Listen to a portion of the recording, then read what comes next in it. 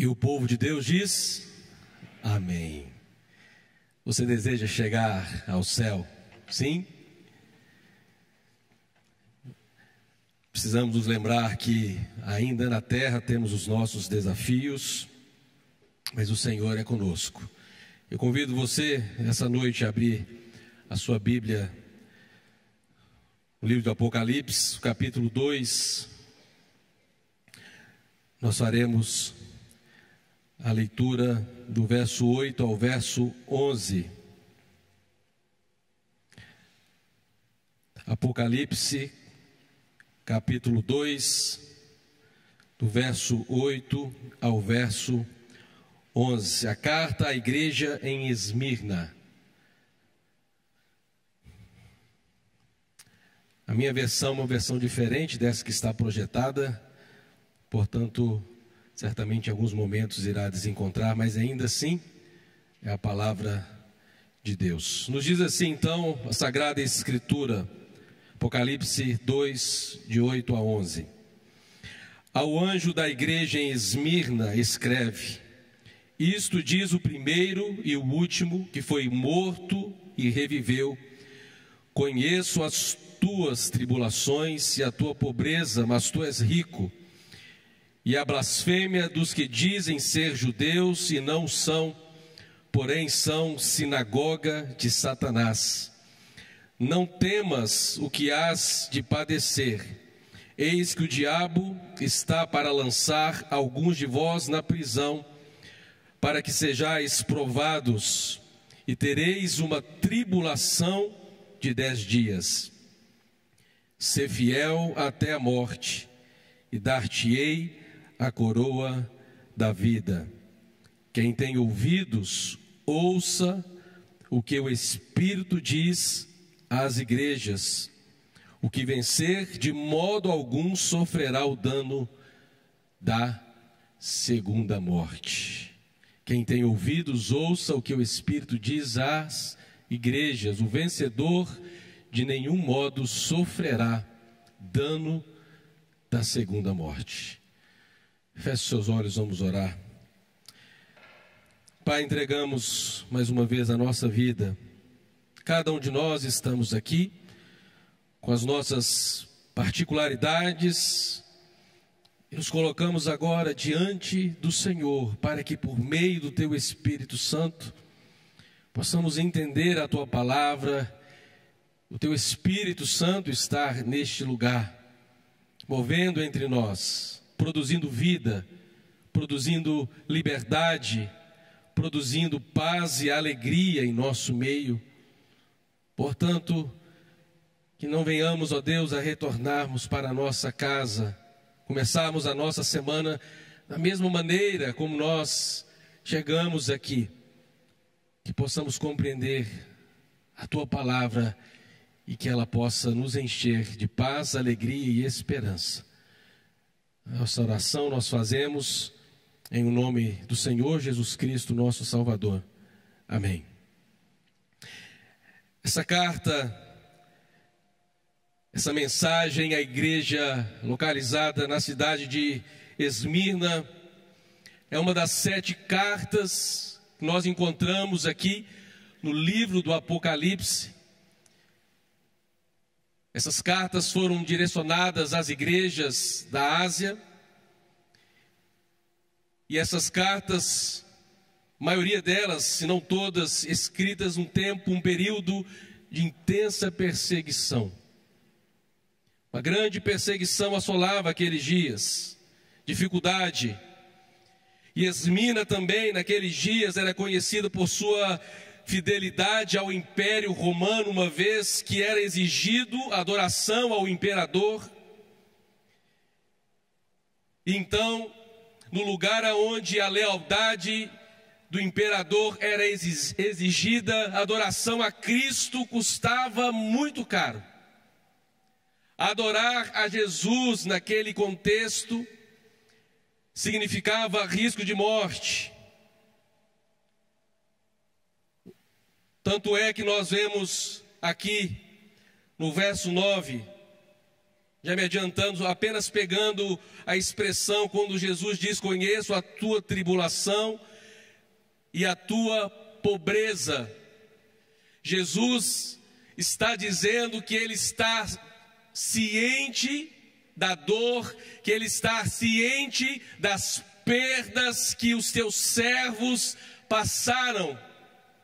E esta pobreza é o sinal da perseguição que os nossos irmãos daqueles dias sofriam, e eles sofreram. Os empresários perdiam os seus bens, os donos perdiam as suas propriedades porque não adoravam ao imperador, não se rendiam à adoração ao imperador, mas exaltavam o nome de Cristo. Então, tentando silenciar a voz do povo de Deus, eram-lhe arrancadas todas as coisas. Mas Jesus está dizendo: vocês se tornaram pobres, mas são ricos porque pertencem a mim. Aleluia! Grande é a bondade de Deus, grande é a fidelidade do Senhor. E essa carta não apenas reconhece o sofrimento dos fiéis, mas também essa carta nos encoraja nessa noite a que nós possamos permanecer firmes na fé, com os nossos olhos firmados em Cristo, o autor da nossa esperança, o autor, o consumador da nossa fé, Jesus Cristo. Mantenha os seus olhos firmados em Jesus. Está sentindo o vento sacudir a sua vida? Está atravessando o deserto da provação? Está sentindo a sua fé, quem sabe, esmorecer?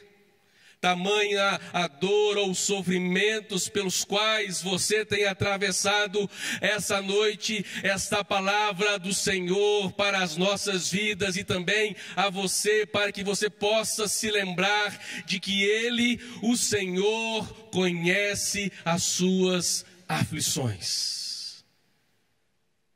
Ele não se esqueceu de nós. Primeira lição que nós aprendemos aqui, portanto, diante desta palavra, a importância de nós reconhecermos a presença e o poder de Cristo em nossa vida. Olha o verso 8 e o verso 9. Ao anjo da igreja em Esmirna escreve: isto diz o primeiro e o último, o que foi morto e reviveu.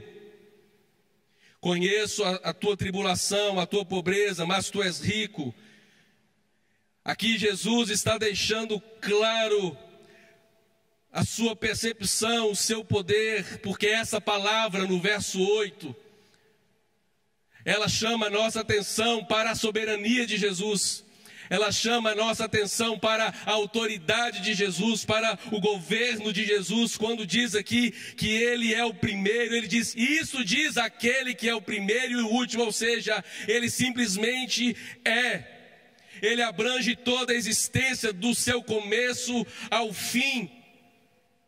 E através da sua morte e a sua ressurreição, Jesus nos garante o alicerce firme da nossa esperança, para que eu e você não venhamos a nos desfalecer no meio da nossa jornada, porque é exemplo do povo de Deus quando caminhava logo depois que saíram do Egito rumo à terra de Canaã. Nós também estamos caminhando rumo à nossa Canaã celestial, e há um lugar reservado para nós, há uma promessa para nós. Há um lugar aonde todo o sofrimento, as lágrimas serão enxugadas dos nossos olhos. Mas enquanto isso, precisamos suportar os desafios da nossa jornada, do nosso deserto. E Jesus, então, por ter vivenciado as experiências como um homem, porque Ele veio entre nós, o Emanuel é o Deus conosco. É o Deus encarnado. Ele veio e, como diz João no seu evangelho, a expressão ali, ele tabernaculou, ou seja, ele fincou as estacas da sua tenda no meio do seu povo, para que através de forma visível, o seu povo, olhando para a sua glória, pudesse perceber a sua presença, o seu poder, a sua soberania sobre todas as coisas e todas as situações. Mas quando nós pensamos na glória de Cristo, é claro que nós olhamos também para as nossas fragilidades, as nossas necessidades. Porque se de um lado Jesus fala que Ele é o primeiro e o último, Ele foi morto e reviveu, chamando a atenção daquelas pessoas, daquela comunidade de fé, dizendo: olha, eu morri, mas ressuscitei, vocês ainda precisarão passar pelo caminho da dor e da morte, como muitos morreram. Estevão morreu por sua fé, o primeiro mártir nós temos conhecimento. E Jesus está dizendo: alguns morrerão. Então destaca a soberania de Cristo, Ele, o eterno, mas também destaca a nossa fragilidade, a nossa finitude. Porque esse corpo em que nós habitamos, ele não é para sempre. Ele vai se desgastando a cada dia, para nos mostrar de que, à medida que o nosso homem exterior vai se corrompendo, para aqueles que estão em Cristo Jesus, guarde isso, para aqueles que estão em Cristo Jesus, seremos glorificados. Amém? Seremos transformados. E Ele voltará para nos buscar. Quem somos nós diante daquele que transcende o tempo e o espaço? Ele, Jesus, é o Todo-Poderoso. Ele conhece intimamente as nossas lutas, Ele conhece intimamente as nossas necessidades, não apenas as necessidades materiais, mas também as nossas necessidades espirituais. Como disse aqui bem o pastor Francisco em sua oração, pessoas que têm feridas na alma, alma dividida, alma aflita, porque precisam dessa atuação gloriosa da presença de Cristo. E Ele carregou as nossas dores, Ele sofreu todas as aflições, e por isso Mateus, no seu Evangelho, capítulo 8, verso 17, relembrando as palavras do profeta Isaías, ele disse: Ele mesmo tomou as nossas enfermidades e carregou as nossas doenças. Ah, meus irmãos, esse é o Senhor Jesus, o Todo-Poderoso. É este aqui que diz que conhece. Está dizendo àquela igreja, aqueles irmãos que estavam sofrendo: eu sou o primeiro e o último, eu conheço a tua tribulação, eu conheço a tua pobreza. Não há nada, absolutamente nada, que passe despercebido dos olhos do Senhor. Os olhos dele estão fitos, atentos, ele não dorme, não dormita, o guarda de Israel. O Senhor está atento às nossas dores e às nossas aflições. Talvez essa pessoa que está sentada ao seu lado não faz ideia da tribulação, do deserto, das dores, das provações que você tem enfrentado, mas o Senhor sabe, Ele conhece. Ele é conhecedor de todas as coisas. Por sua onisciência, cada dor que sentimos, cada lágrima derramada, Ele sabe. Por sua onipresença, Ele caminha conosco, Ele se compadece de nós. Por sua onipotência, Ele tem todo o poder para transformar a nossa realidade. Porque nas profundezas das nossas limitações, nas profundezas da nossa tribulação, o poder redentor de Jesus se manifesta, renovando a nossa esperança, fortalecendo a nossa fé. Ele estende a sua mão, e aquele que se encontra, como diz o salmista, num charco de lodo, atolado com seus pés, ele estende a sua mão e resgata o homem aflito, a mulher aflita pelo seu poder. Hebreus capítulo 4, verso 15, nós lemos: porque não temos um sumo sacerdote que não possa compadecer-se das nossas fraquezas. Pelo contrário, ele foi tentado em tudo como nós, porém sem pecado. Foi tentado em alguma coisa? Em todas as coisas. Mas ele não pecou, para nos apontar que existe um caminho sobremodo excelente. Você precisa reconhecer que Jesus está com você nessa noite, amém? Deus é contigo. A gente não costuma fazer isso aqui, viu, pastor Francisco? Mas eu quero que você agora olhe para esse abençoado, está do seu lado, e fale assim: meu irmão, quem sabe ele está precisando ouvir essa palavra de alguém essa noite. Fala assim: meu irmão, Deus é contigo. Fale aí para quem está à sua esquerda, à sua direita: Deus é contigo. Aleluia. Vamos nos estimularmos, vamos encorajar uns aos outros. A caminhada é difícil, o deserto é intenso. Nós sentimos o calor do deserto no nosso corpo. Vamos nos desfalecendo, mas vem o Senhor, como no dia, com a coluna, a nuvem sobre o seu povo, e à noite, aquela coluna de fogo para proteger aqueles que eram seus. O segundo princípio que nós entendemos aqui é que eu e você não devemos temer essas provações, as quais eu mencionei. Olha aí comigo o verso 10.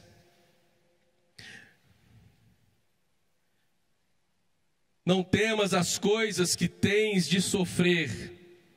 Eis que o diabo está para lançar em prisão alguns de vós, para ser postos à prova, e tereis tribulação de 10 dias. E o que diz aí o final?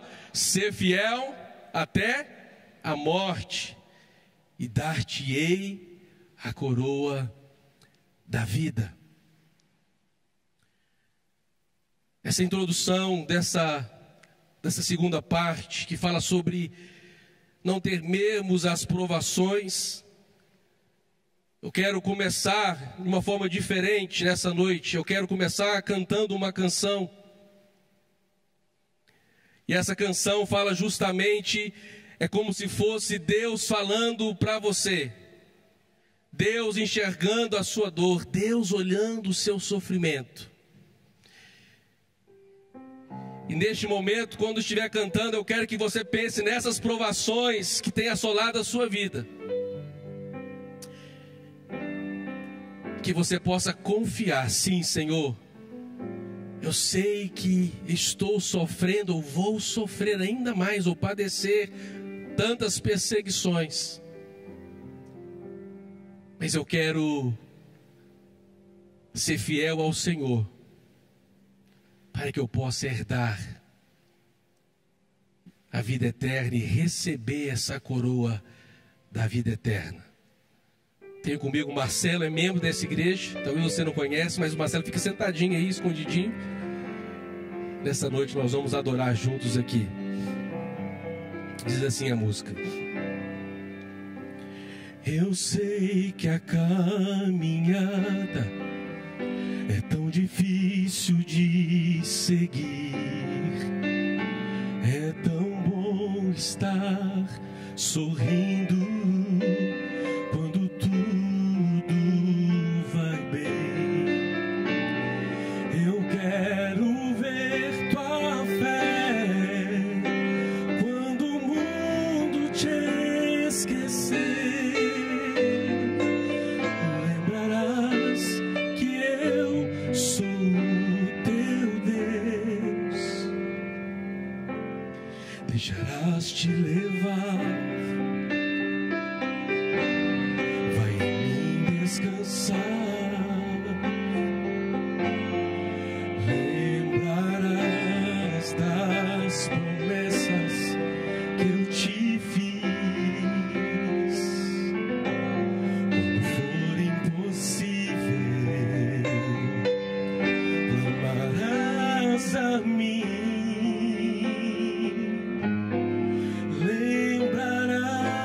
Eu sou teu pai, ou me esquecerás?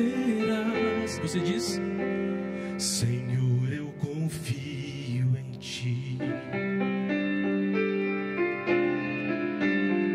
Eu sei que a caminhada é tão difícil de seguir,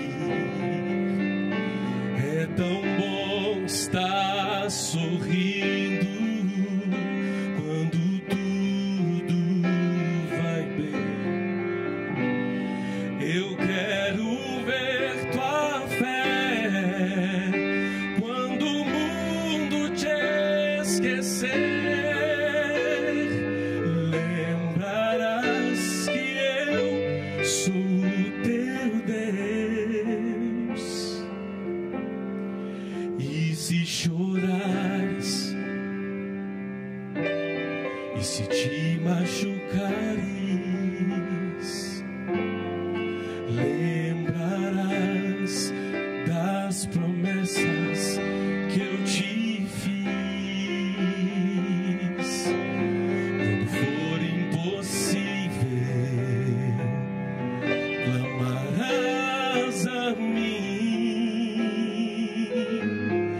Lembrarás que eu sou teu pai, ou me esquecerás. Senhor, eu confio em ti.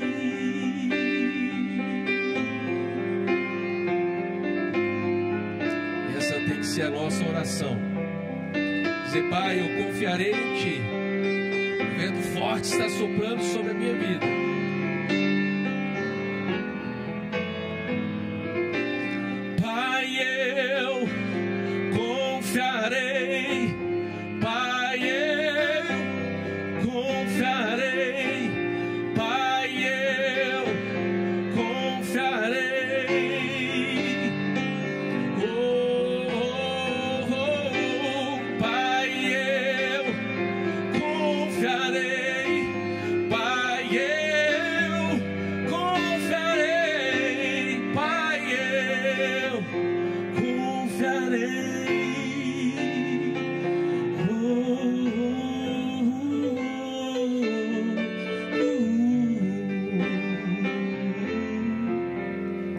Senhor, eu confio em ti.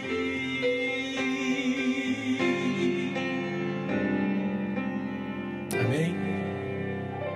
Você confia no Senhor? O segundo ponto, quase cantado praticamente, da nossa pregação, porque a nossa jornada é marcada por esses desafios que testam a nossa fé, a nossa perseverança. E Jesus está sendo claro ao dizer para aquela igreja, aquela comunidade: não temas as coisas que tens de sofrer. Na minha versão diz: não temas aquilo que há de padecer, porque é certo que as dores virão, é certo que o sofrimento é presente à nossa caminhada, mas nós seremos direcionados para esse tempo de provação em nossa vida, na certeza de que Ele continua no poder e controle absolutos da nossa vida. A dor e o sofrimento, meus irmãos, a maioria das vezes tem um tempo determinado para o início, mas também para o tempo do fim. Aguente firme na promessa do Senhor Jesus. Ele está conosco. Mas aí também nós temos a informação de que, assim como é certa a aprovação, e quantos irmãos e irmãs estão sofrendo no Brasil, ao redor do mundo, pelo Evangelho.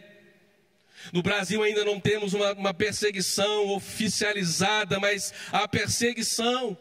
Quando nós levantamos em nome de Cristo, quando nós declaramos a sua palavra, há perseguição em nosso meio. Eu me recordo um dia que eu estive em uma escola aqui na Asa Sul, e eu entrei para conversar com uma mulher que fazia parte daquela escola, do grupo pedagógico, e eu entrei na sala, e ao entrar naquela sala, ela disse: pastor, eu vou fechar as portas, eu vou fechar as janelas, porque as pessoas não podem ouvir que nós estamos falando sobre a nossa fé, não podem ouvir que estamos falando sobre Jesus, porque isso pode trazer problema para nós. Nunca pensei que eu fosse ouvir uma palavra como essa, mas eu ouvi. Então podemos até não ser perseguidos como os irmãos foram nos dias aqui de Esmina. Podemos até não ser perseguidos como os cristãos estão sendo perseguidos em tantos lugares do mundo. Mas a perseguição é certa. E Jesus está nos dizendo também que eis que o diabo está para lançar algum de vós na prisão. Porque, meus irmãos, o poder de Cristo é real, mas o poder do diabo também é real. E ele veio para destruir, ele veio para arruinar as nossas vidas, ele veio para destruir a sua família, para arrancar a fé dos nossos corações, nos afastando do caminho, da vontade de Deus. Mas isso não significa e nem quer dizer que Jesus perdeu o controle. Porque justamente o diabo faz tudo isso porque ele sabe que ele tem um tempo marcado em que ele será lançado no lago do fogo. Porque o inferno foi preparado para o diabo e os seus anjos, não foi preparado para nós. Jesus nos quer com ele, na sua morada, na eternidade com ele. E por isso Jesus, na parábola do semeador, ele ilustra bem esse conceito, porque o diabo, como aquela ave que olha para a semente que foi lançada ou caiu à beira do caminho, ele vai e ele arranca aquela semente que simboliza a palavra de Deus, e ao pegar aquela semente, ele a leva para outro lugar para que ela não venha ficar ali, criar raízes ou frutificar. Enquanto Jesus trabalha, o inferno também trabalha, mas nós precisamos ter ousadia e reconhecermos que Jesus é vitorioso. Ainda diz o verso 10: ele está para lançar alguns de vós na prisão.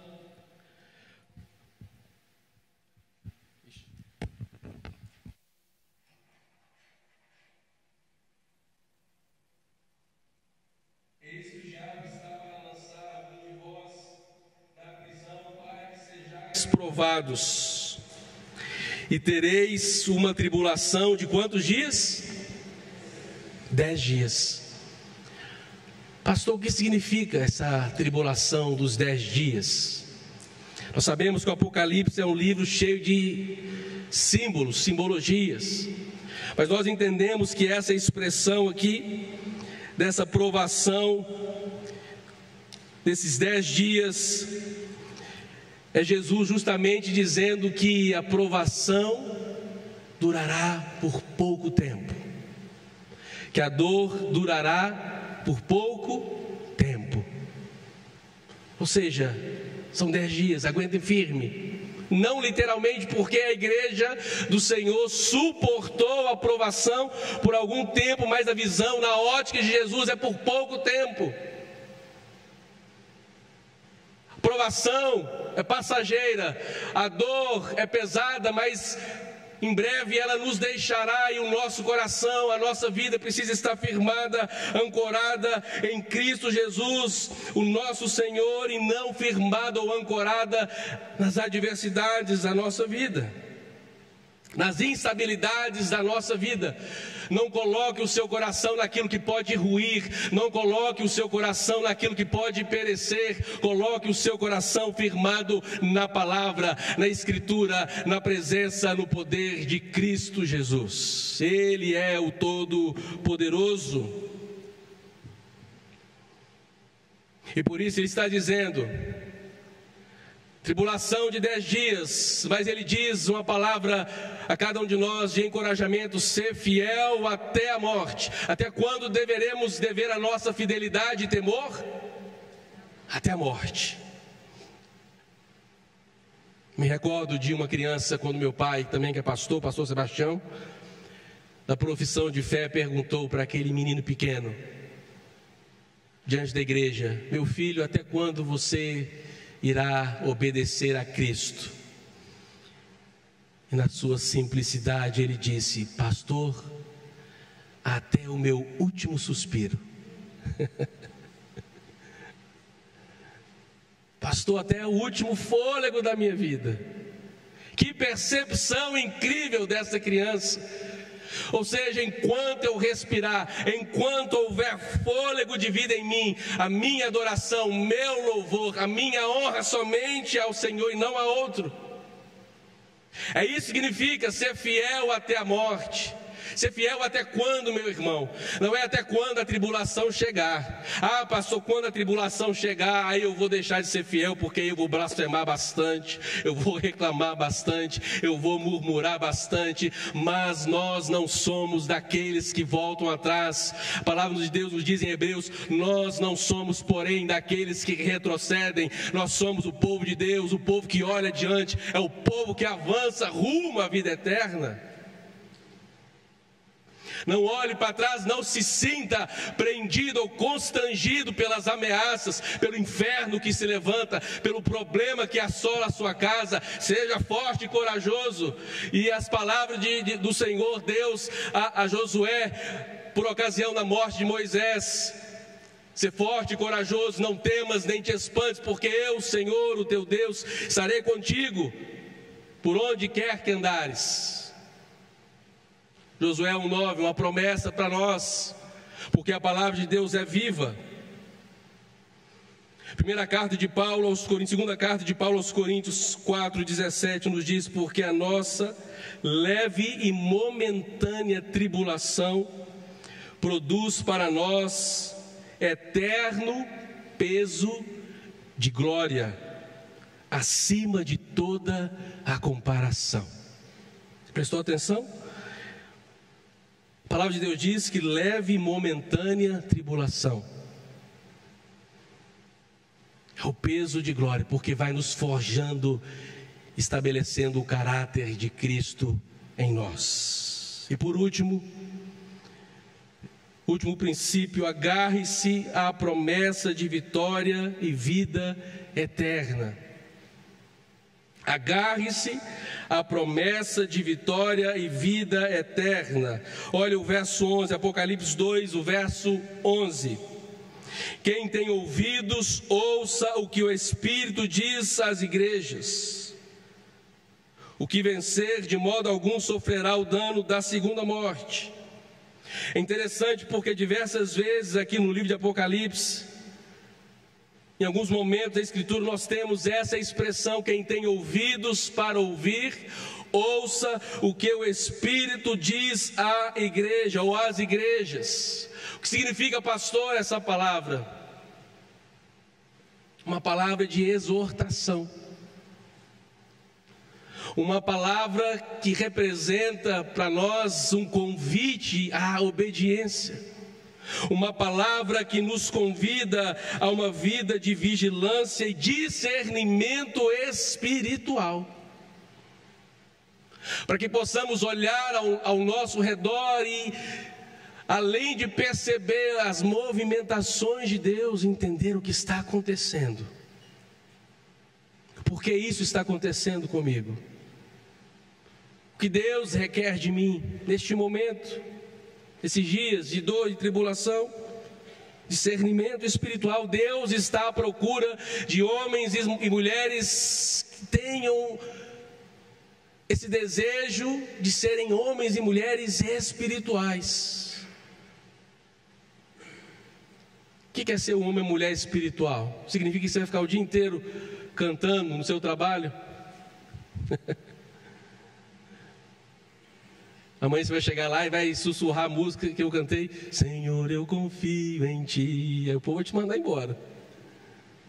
O que quer ser um homem e mulher santo, cheio de unção, é você estar disponível para ser usado por Deus, é você ter a sensibilidade e perceber as movimentações de Deus, dizer: Senhor, eis aqui a minha vida, eu quero servir ao Senhor com tudo que tenho, com tudo que sou, eu quero proclamar o teu nome, e se for preciso e necessário, usa a minha vida, usa-me, Senhor. Usa até mesmo, Senhor, o meu silêncio, porque muitas vezes o nosso silenciar também o Senhor opera, Ele fala. Ele fala através das circunstâncias, das situações. Os homens e mulheres de Deus estão atentos para que sejam instrumento de Deus nessa geração. E o Senhor convida cada um de nós nessa noite. E Ele então traz uma promessa. Quem tem ouvidos, ouça o que o Espírito diz às igrejas. E qual é a promessa como garantia que nós recebemos da parte do Senhor Jesus?